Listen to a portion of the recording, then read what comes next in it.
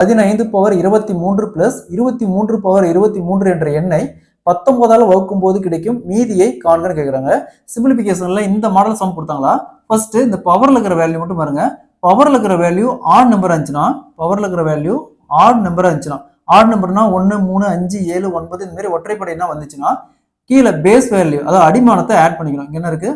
15 plus இங்க 23. So ரெண்டையும் add பண்ணா 38.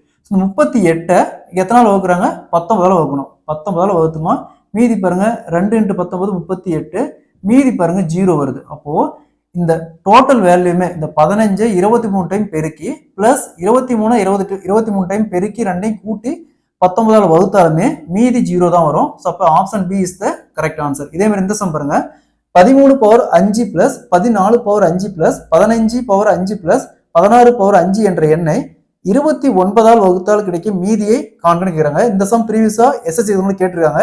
இதே மாதிரி இந்த சமயம் சால்வ் பண்ணி இதுக்கான ஆன்சரை கமெண்ட்ல போடுங்க.